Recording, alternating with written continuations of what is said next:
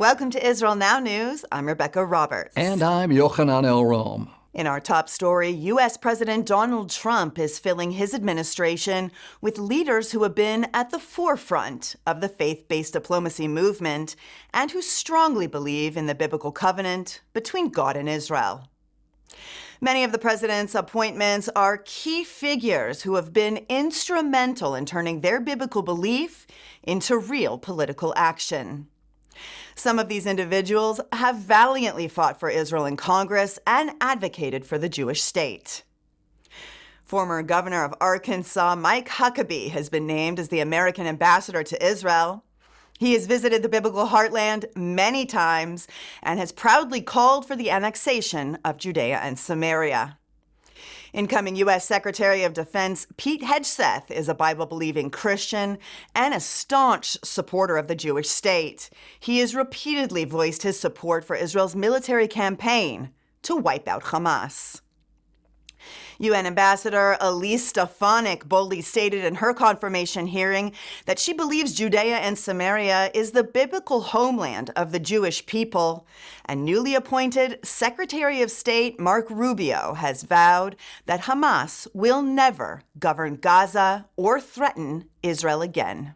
President Trump has been working around the clock to repair the damage caused to Israel and the United States by the Biden-Harris administration.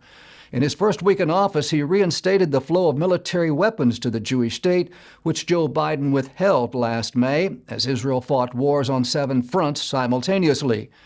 Trump swiftly redesignated the Houthi rebels as a terrorist organization. He cut funding to the notoriously corrupt United Nations Relief and Works Agency and sanctioned the International Criminal Court for their anti-Semitic witch hunt against Israeli leaders. Trump also made drastic changes to bolster America's homeland defenses. Among other things, he signed an executive order to build a version of Israel's Iron Dome missile defense shield to protect Americans from foreign threats. President Trump has proposed relocating Gazans to Jordan and Egypt. The commander-in-chief said that if neighboring Arab states would accept about 1.5 million people, Gaza can be completely rebuilt. President Trump proposed working with Arab nations to rehabilitate the refugees and even offered to build housing for them in a different location where he said hopefully they will live in peace for a change. Egypt and Jordan swiftly rejected the proposal, holding with their policy of refusing to accept Palestinians. During Operation Swords of Iron, the Egyptian military amassed at the border to prevent Gazans fleeing the Hamas-controlled enclave from entering the Sinai. The Kingdom of Jordan, which is a Palestinian-majority Arab state, fears an influx of Gazans will bring terror, jihadism, lawlessness, and could pose a threat to the ruling Hashemite monarchy. Intelligence officials believe that Iran is attempting to import thousands of tons of dangerous chemicals from China used to fuel ballistic missiles. Western intelligence organizations have confirmed that 2 Iranian-flagged ships intend to transfer more than 1,000 tons of sodium perchlorate, the main ingredient in missile propellant. Rafael Grossi, the chief of the International Atomic Energy Agency, issued a grave warning that Iran is pressing the gas pedal on its uranium enrichment program. Israel has targeted the radical Shiite state's planetary mixers that produce solid fuel for long-range ballistic missiles. Satellite imagery reveals that at least 3 sites producing the advanced rocket fuel have been destroyed. Iranian hackers perpetrated a cyber attack against Israel's emergency button system, triggering rocket sirens in kindergartens throughout the Jewish state. While the children were evacuating to bomb shelters, the intercom systems played messages in Arabic and songs glorifying terror. The group also sent tens of thousands of threatening text messages to Israeli citizens. The director of the vehemently anti-Israel publication, The Electronic Intifada, has been arrested in Zurich, Switzerland. Ali Abu Nima uses his social media platform to spread lies and propaganda inciting violence against Jews. He has acted as a mouthpiece for Hamas by posting content created by the terror group. Abu Nima has falsely accused Israel of genocide. He approved the distribution of flyers that claimed the October 7th Hamas massacre of Israelis was a necessary step and a normal response to Israel. The pro-Hamas activist was scheduled to speak at an event in the Swiss city when he was detained by security forces and later released and deported. Government counselor and head of Switzerland's Department of Security, Mario Ferrer, said Zurich does not want an Islamist Jew-hater who calls for violence in Switzerland. Palestinian Authority leader Mahmoud Abbas personally called to congratulate a convicted terrorist on his release from Israeli prison as part of the ceasefire deal. Yasser Abu Bakr was sentenced to 115 years in prison for his role in several terror attacks that claimed the lives of 2 police officers, 2 civilians, including a 9-year-old girl, and wounding at least 50 others. He is a member of Abbas's Fatah faction of the Palestinian Liberation Organization and is eligible to receive monthly stipends or pay-to-slay payments from the PA. Israel's Minister of Finance, Bezalel Smotrich, said Abbas's actions are a wake-up call to those who still delude themselves about the PA being an alternative to Hamas in Gaza after the war. The majority of British Jews do not believe they have a long-term future in the United Kingdom. A new survey published by the Campaign Against Anti-Semitism shows that more than half of the Jews living in the UK have considered leaving due to anti-Semitism. The UK has seen a sharp rise in anti-Jewish hatred since the October 7th Hamas genocidal attack on Israel. 58% of those polls say they hide their Judaism due to anti-Semitism, and less than half say they feel welcome in the UK. 92% believe that media bias has fueled persecution in Britain, and 84% think that the authorities are not doing enough to address and punish anti-Semitism. Nearly 2,000 anti-Semitic incidents were documented in the UK in the first half of last year. Qatar-based Al Jazeera has aired a program glorifying the October 7th massacre in Israel and praising the Iranian-backed Hamas terror group. Qatar has been assigned a pivotal role in negotiating a ceasefire in Gaza, but many people don't realize that the Gulf state is actually funding and promoting terror in Israel. Qatari Al Jazeera recently aired a series vilifying Israelis murdered by Hamas. The IDF discovered documents in Gaza proving that the show's presenter received direct instructions from the terror group. The host publicly praised arch-terrorist Yahya Sinwar while airing exclusive footage which he claims came from Hamas's war room just days before the attack. Israel's Foreign Minister Gideon Sa'ar has announced the establishment of an Israeli embassy in Zambia. The Central African country has been a friend of Israel since it established diplomatic ties with the Jewish state in 1991. Sa'ar explained that opening an embassy in the capital Lusaka will advance bilateral relations and is part of a broader move to strengthen countries in Africa. Israel has announced that it will send its first female astronaut into space. Science and Technology Minister Gila Gamliel made this exciting announcement while speaking at the Ilan Ramon International Space Conference in Tel Aviv. President Isaac Herzog said that Israel, despite being a small country, stands at the global forefront of the space field and has participated in leading international space programs. He said that Israel is already promoting cooperation with countries that have signed the Abraham Accords, and he is confident that in the near future, we will see additional cooperation which will contribute to both Israel and the international space community. Singer Yuval Raphael has won the Kohav Haba, or the Rising Star competition in Israel, and will represent the Jewish state at the Eurovision Song Contest this year.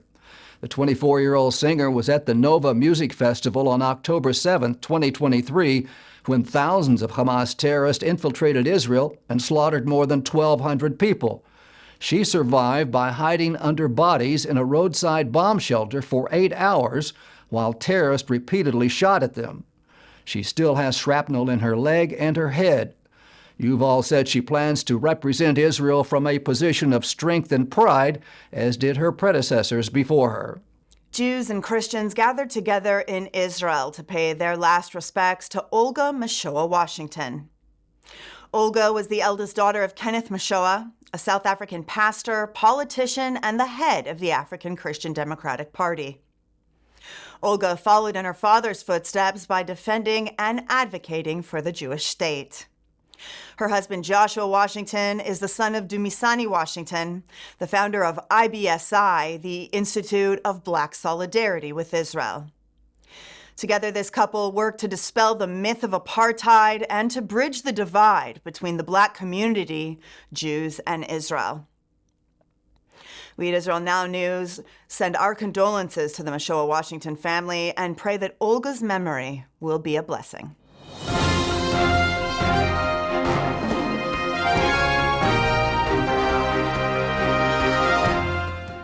That concludes the news portion of our show. Stay tuned for Ask the Source with Josh Reinstein.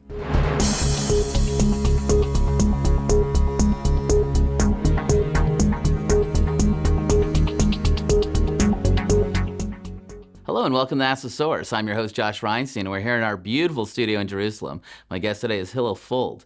He is a tech expert who turned into a master Israel advocate. Hillel, thank you for being on the show. Thanks for having me.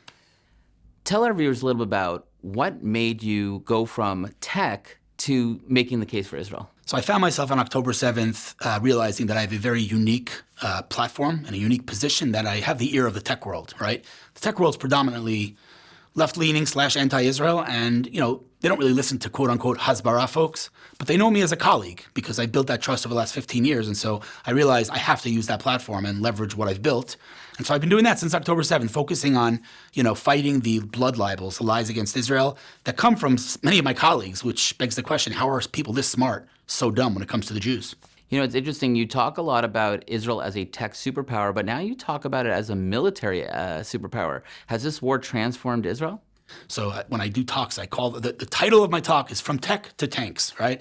Well, we haven't stopped being a tech superpower. In fact, just a couple of weeks ago, we read in the Torah that the Israelites in Egypt, the more the Egyptians persecuted them, the stronger they got, which doesn't make any sense, but that's our story. And we're seeing that even today in 2024, where, we had this existential war. The tech ecosystem's continuing to grow. We broke records in M&A, mergers and acquisitions. We broke records in fundraising. We're not stopping. That being said, we've kind of reallocated a lot of resources. Half the country's in reserve. So, we're balancing that tech, tanks. Got to do what we got to do. That's our story. We've been very successful in this war, thanks to God. We smashed Hamas, we dismantled Hezbollah, and we even withstood attacks from Iran with hundreds of ballistic missiles. Donald Trump is talking about building an Iron Dome in America. Are other countries looking at Israel saying, we need to be like that? Oh, absolutely. In fact, I think he signed the executive order this morning for an American Iron Dome. I mean, that's just an interesting concept. Who are they protecting from? Who's shooting rockets into America? But then again, we don't know, what will happen tomorrow. This world, things happen so fast. But yeah, I think like many areas, Israel is a light unto the nations, right? And I think even the United States of America is looking at Israel and this Iron Dome, which, as far as I'm concerned, is the modern day clouds of glory. I mean, these are miracles. Dr. Danny Gold, who invented it, told me personally that no one thought it was possible. So this Iron Dome thing, we take it for granted, but it is a technological wonder.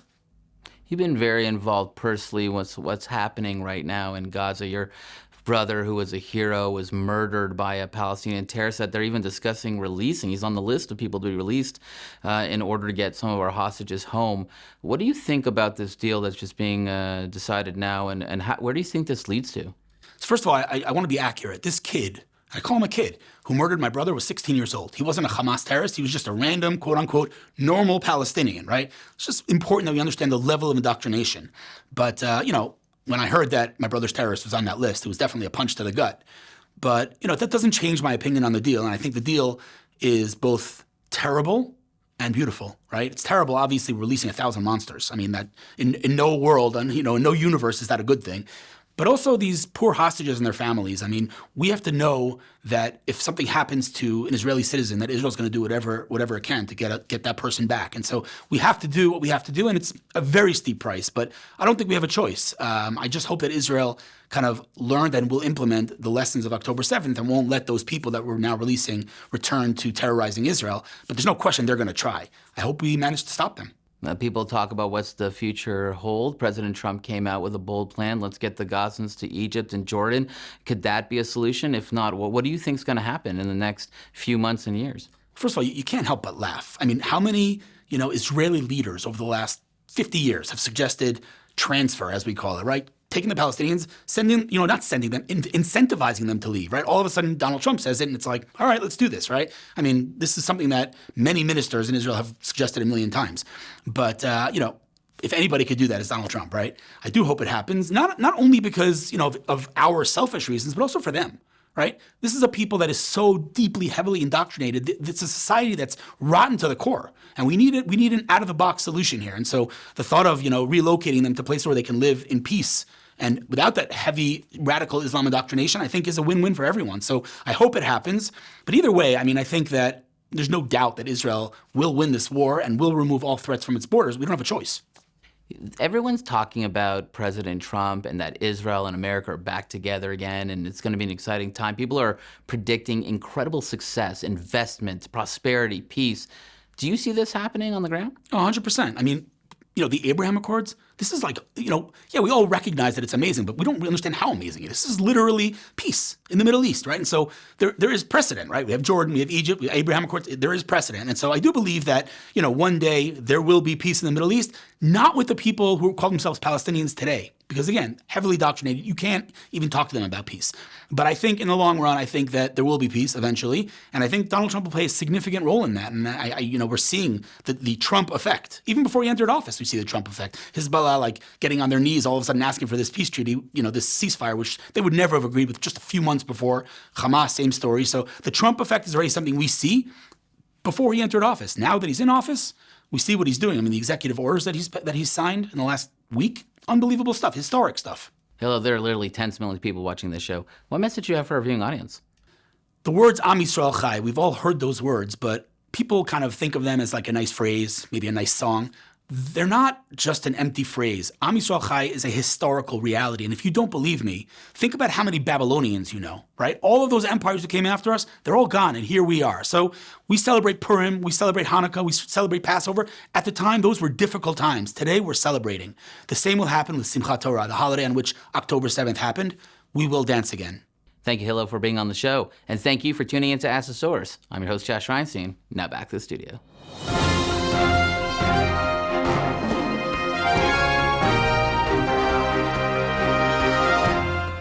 And now the truth from Zion.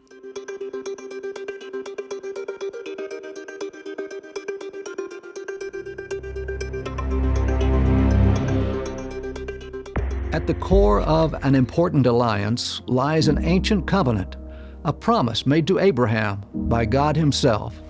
The covenant is a pivotal moment in biblical history.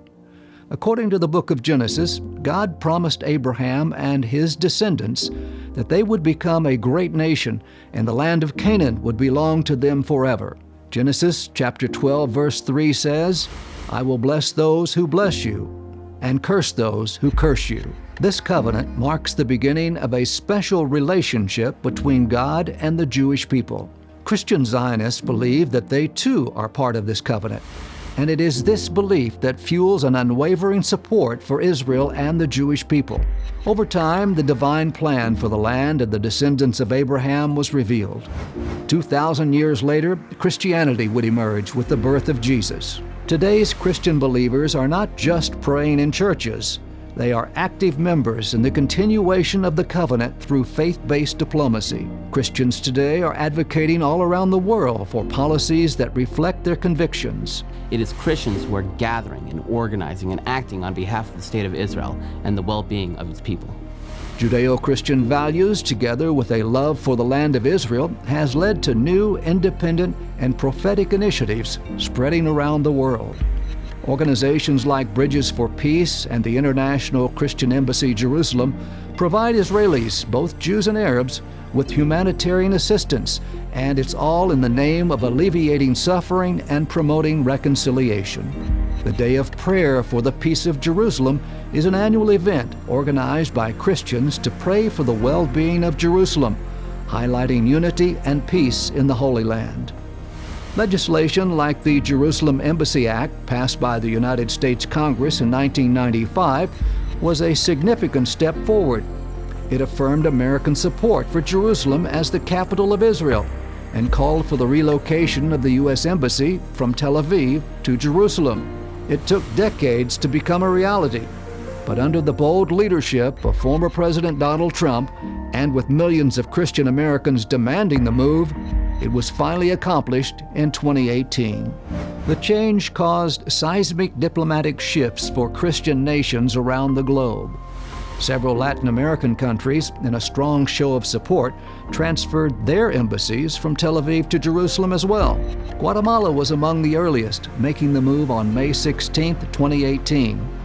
On March 11th of 2019, Honduras became another staunch supporter of the Jewish people's claim to Jerusalem, solidifying its acknowledgement of the city as the capital.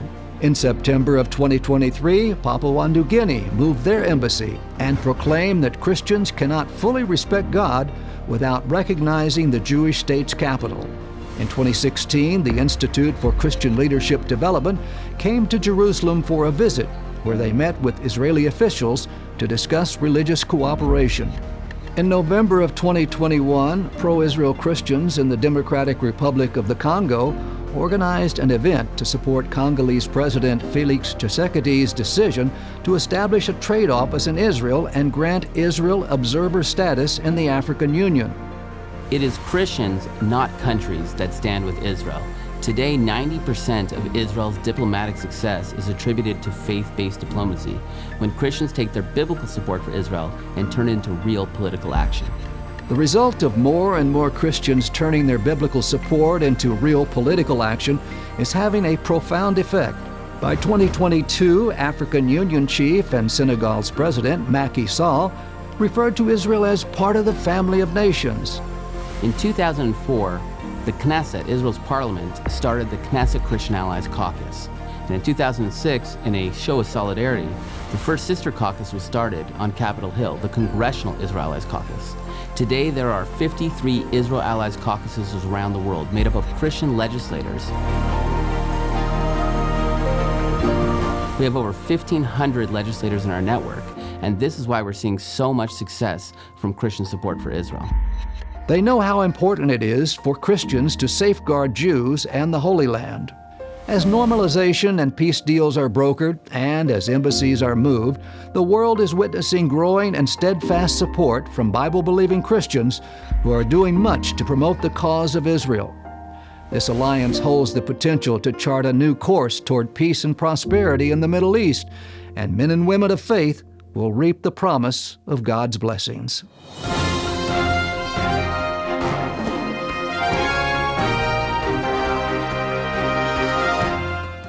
Up next, the ICEJ Report from the International Christian Embassy, Jerusalem.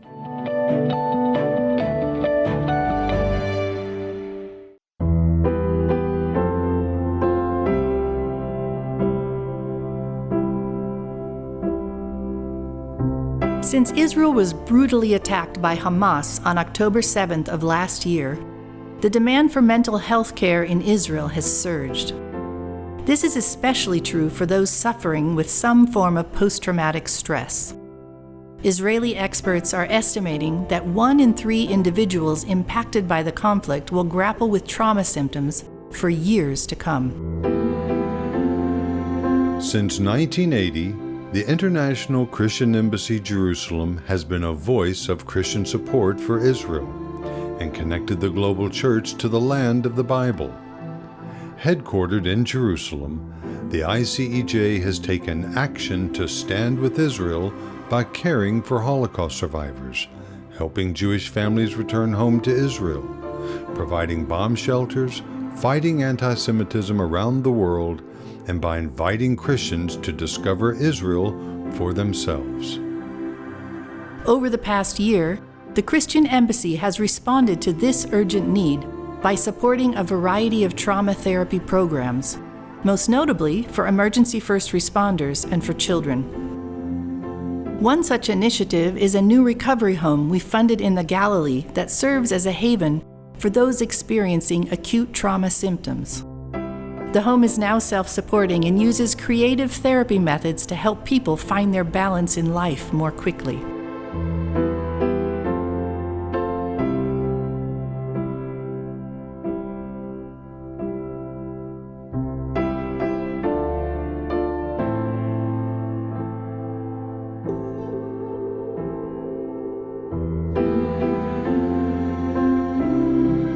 Elsewhere, we have sponsored therapeutic horseback riding sessions, as well as therapeutic group retreats for emergency and medical first response teams.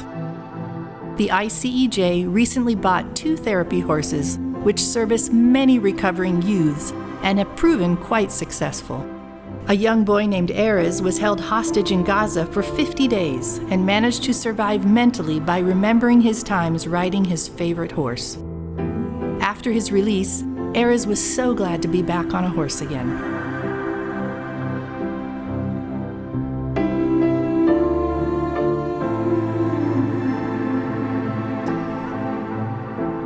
The ICEJ also sponsored special training courses for medical professionals dealing with severely injured patients and Jewish-Arab tensions in the workplace.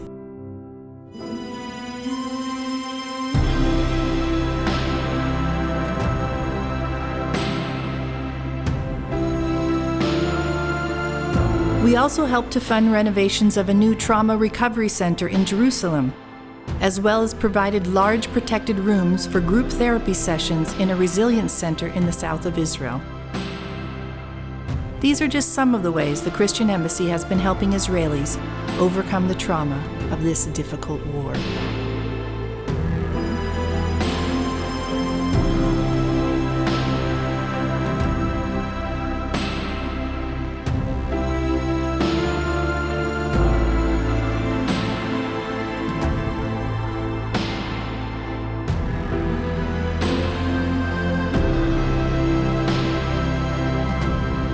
After Hamas brutally attacked Israel on October the 7th, 2023, the ICEJ has been actively standing with Israel and her people through advocacy and urgently needed aid projects.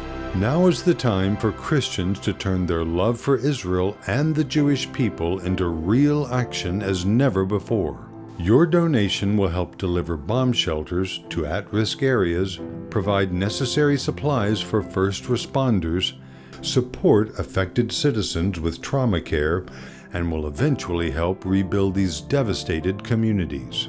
Visit ICEJUSA.tv to donate online or call 1-800-910-6355 and give your generous gift today.